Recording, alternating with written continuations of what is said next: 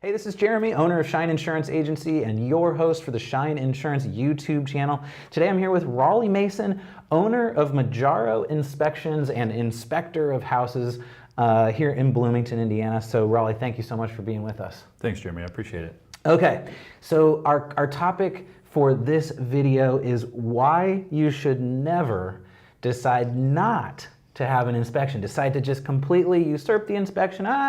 It costs a couple $100. I don't want to do it. The house looks good. I walked through. It's all good, right? Why should we never decide to not have an inspection? It's a very good question, and a lot of purchases are made without the inspection. The biggest thing that I go through with clients is just making sure they understand. I know they've been there a few times already through the house, their agent's gone through and maybe pointed out a few things here and there.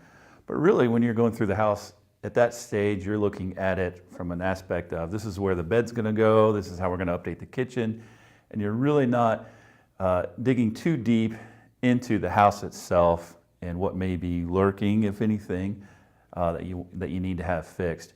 So, yeah, certainly, you don't wanna get into the house after you've bought it, not had it inspected, and then find out something's wrong with the septic system or the HVAC breaks down, within 6 months. If you had an inspection, you would at least hopefully have an idea of how old that system might have been, the HVAC in particular. And while we can't necessarily tell you when it's going to break, I wish we could, but we can't. We can certainly give you an idea how old it is, and based on industry standards and life expectancies, give you an idea of you might need to budget for that. And so it's at least in your mind, back of your mind after you buy it, or something like a septic system. We always recommend having that septic pumped. If it's not been pumped within the last 5 years, it's just too important to not have something like that done, because that's a very expensive system that you might have to replace. There's lots of things in the home that could come up, but that's the biggest thing. You don't want to buy a house and not understand what's going on. It's just too many things that could come up after. Yeah, I think it's that health inspection, right? You want to know, just like you would go to the doctor to know how your body is doing or whatever. You want your house to have that same experience. And I think another key is that when you buy a house, you buy that house as is. When you sign those documents at that closing, you are purchasing the house. You can't go back on the seller and say, oh, wait a minute, this thing is different than I thought it was. And the inspection is really the only time in the buying process where you have the chance to have a professional come in and say, hey, this is a red flag, or hey, this is something you may have to deal with 5 years down the road, 10 years down the road. And without that, you're really buying blind. At least that's my understanding and what I've seen from people purchasing without an inspection. Yes, absolutely. It's a great way to put it. You want someone there on your behalf inspecting that home. So you can buy it and feel a lot better about it.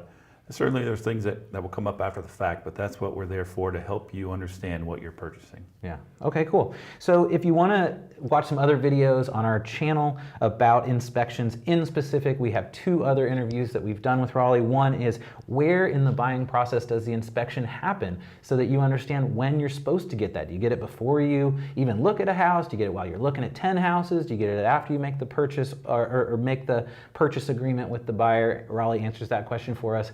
And then 5 or 6 red flags to really watch out for in inspections. Inspections, especially on older houses, can be like a book. You go through and it's like, oh my gosh, there's so much stuff in here. A lot of that stuff is okay. It's just part of an old house. But there are some red flags, and Rollie's going to share those with us. So if you haven't watched those videos already, definitely check them out on our channel in the New Home Buyer's Guide playlist. Rollie, thank you so much for being with us today. If folks want to find you, how can they do so? Yeah, thanks for having me, Jeremy. If they'd like to find us, they can go on our website, www.mejaro.com. That's MEJARO, or they can call us at 888-400-2740. If you enjoyed this video, we have a whole guide on the entire new home buying process from beginning to end.